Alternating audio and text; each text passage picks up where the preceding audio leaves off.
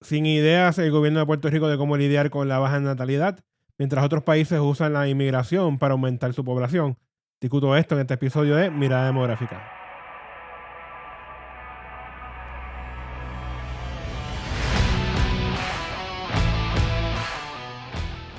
Bienvenido a Mirada Demográfica, soy el demógrafo Raúl Figueroa Rodríguez y todos los martes discuto noticias relacionadas a temas demográficos a través del mundo.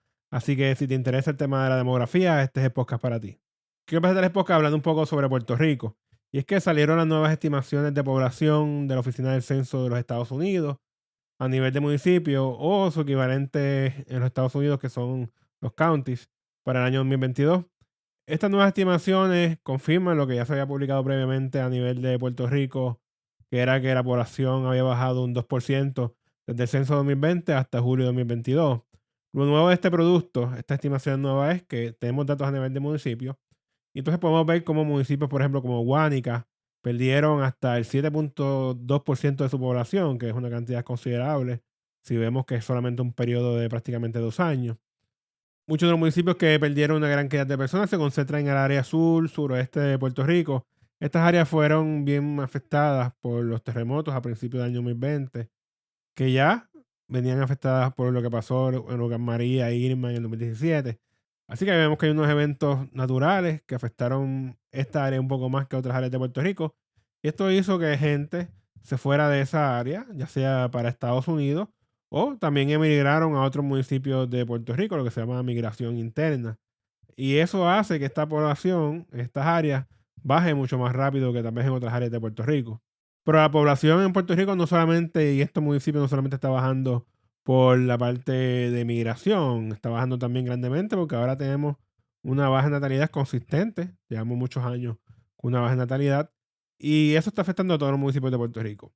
Y la semana pasada por fin se publicó lo que estábamos esperando hace tiempo, que era el informe de estadísticas vitales, en este caso el de natalidad, ya el de mortalidad se había publicado el mes anterior, pero en este caso se publicaron los años de natalidad para el 2017 hasta 2020, o sea que son 4 años de información de natalidad. Y es importante porque no teníamos esa información, teníamos algunos datos que algunos demógrafos podíamos conseguir términos totales, pero las características de quiénes son, cómo fue el tipo de parto, eso no está disponible, así que esos datos ya están disponibles, lo pueden bajar, le voy a dejar un enlace en la descripción del podcast para que lo puedan ver. Y en el informe se puede ver claramente cómo baja la natalidad cada año y la tasa total de fecundidad, que es el número promedio de hijos por mujer en su vida reproductiva para el año 2020, fue de 0.89 hijos por mujer.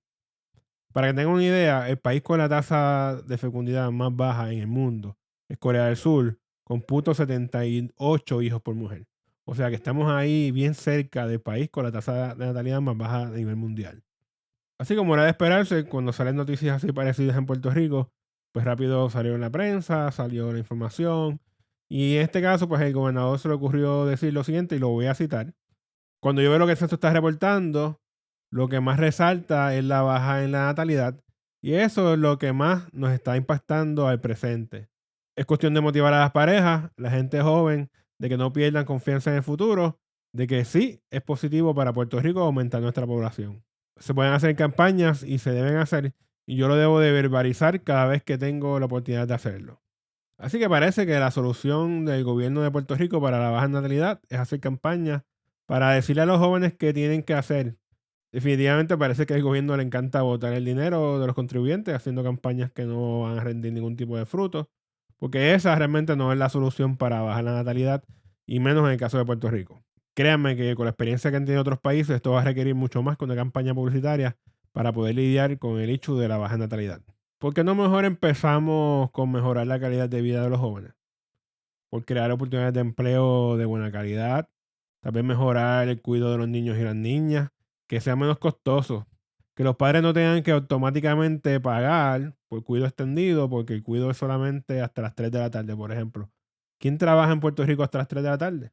No todos los padres tienen la ventaja de algún familiar, algún padre, algún abuelo que les busque a los hijos a los cuidos a esa hora, porque no se enfocan en erradicar el discrimen contra la mujer trabajadora. ¿O es que piensan que no hay discrimen contra la mujer por ser mujer, sinceramente? O que la mujer tenga un mejor cuidado prenatal para evitar que la mitad de los partos sean por cesárea. O tal vez porque no mejor tratar de asegurar que puedan tener una vivienda a un costo razonable. Yo me pregunto si alguien en el gobierno le ha preguntado a los jóvenes por qué no tienen hijos. No debe ser tan difícil preguntarle a los jóvenes las razones. Hasta Guapa TV fue por las playas preguntando a los jóvenes y dijeron buenas razones. Desde la situación económica, la falta de vivienda y hasta la corrupción gubernamental. Ese debería ser el primer paso, hacer un estudio para ver qué dicen los jóvenes. Y a partir de eso, entonces ver cuáles son algunas de las posibles soluciones y establecer políticas públicas de población coherentes al respecto. Nada que sea improvisado. Y no es preguntarle a sus hijos e hijas o el círculo de amistades que viven en privilegio, es salir de la burbuja y hacer una muestra representativa de los jóvenes en Puerto Rico para que vean que hace falta mucho más que una campaña publicitaria para atender el problema de la baja natalidad. Miren, los países que están enfrentando tendencias similares han intentado prácticamente de todo, desde dar incentivos económicos, aumentar los beneficios de maternidad y paternidad, hasta dar más días de descanso. Y prácticamente todo ha fracasado. Lo único que ha salvado a algunos países desarrollados de que no baje la población es atraer inmigrantes para atender el hecho de la baja natalidad y el envejecimiento de la población. Pero antes de hablar de cómo la inmigración ha ayudado a estos otros países, quiero aprovechar para recordarte que en las notas del podcast encontrarás un enlace de todas las noticias que discuto en este episodio y que puedes suscribirte a Mirada Demográfica VIP para que recibas episodios exclusivos del podcast.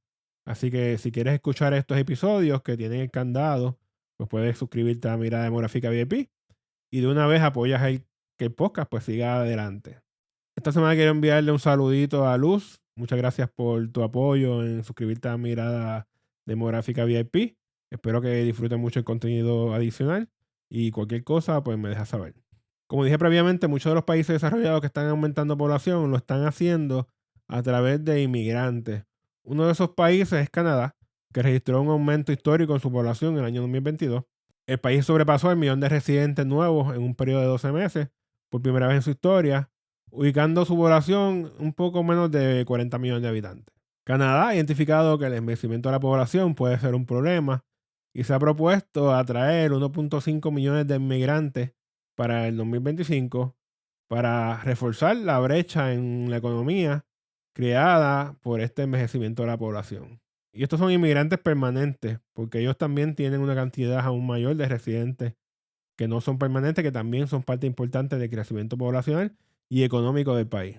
Ellos tienen algunos sectores de la economía donde tienen escasez de mano de obra y están utilizando la inmigración como una solución a estos problemas. Según la noticia, la inmigración explica cerca del 96% del aumento de la población de Canadá, así que sin esa inmigración el crecimiento del país sería prácticamente mínimo o sería negativo. Pero obviamente este nivel de inmigrantes, una cantidad tan considerable, también envuelve grandes retos, sobre todo para la infraestructura y la vivienda, que va a ser necesaria para atender toda esta gente y entonces que no se convierta en un problema, porque si tenemos tanta gente nueva, como el caso de ellos, tanta gente nueva, y no tienen dónde vivir y la infraestructura no está adecuada para ellos, sobre todo la parte de las escuelas, por ejemplo, para los niños y otros servicios y otras áreas que hacen falta, pues se puede convertir en un problema grande si no aceleran, en este caso de ellos, la construcción. Ya yo hablaba un poco sobre eso un poco anterior, así que lo pueden escuchar en ese episodio. Y también cuando ocurre este tipo de inmigración de grandes cantidades, pues está la oposición política que critica el control, poco control que hay de los inmigrantes, sobre todo los que entran ilegalmente a través de la frontera de los Estados Unidos. Mientras hay otros países como Reino Unido que se están beneficiando también del alto nivel de inmigración, aunque ahí hay mucha resistencia hacia los inmigrantes, sobre todo a que sea una gran cantidad de inmigrantes, porque un momento dado se les prometió que iba a bajar la cantidad de inmigrantes y no ha ocurrido. En caso de Reino Unido, la migración neta se ha estabilizado cerca de los 245,000 al año.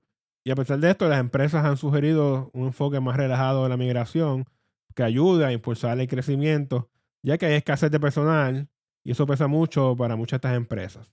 No obstante, el gobierno se ha resistido bastante a ese llamado de las empresas, diciendo que las empresas deberían capacitar mejor a su personal para aumentar la productividad. Pero como quiera, ha tenido que flexibilizar un poco las reglas de contratación, sobre todo en los sectores más afectados, y piensa facilitar a las empresas de construcción la contratación de trabajadores en el exterior. Pero como todo, aquí cuando la población no tiene claro la importancia, pues en este caso de los inmigrantes para la economía y de lo que los cambios demográficos, como en el futuro pueden afectar a la población, pues siempre va a haber algún tipo de resistencia.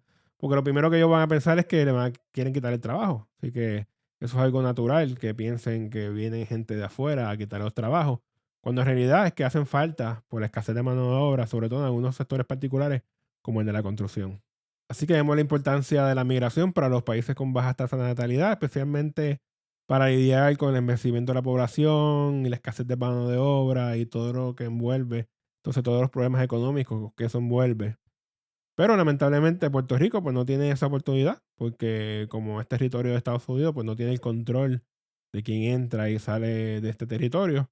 Así que es difícil poder implementar algo similar a lo que tal vez algunos de esos países utilizan. Así que esto es todo por este episodio. Recuerda compartir el podcast, suscribirte en tu plataforma favorita o en tu canal de YouTube para que te mantengas al tanto de futuros episodios. También recuerda que está disponible Mirada Demográfica VIP para contenido adicional todos los meses y que también sirve como una forma de apoyar y mantener activo este podcast. Muchas gracias por escuchar Mirada Demográfica. Hasta la próxima semana.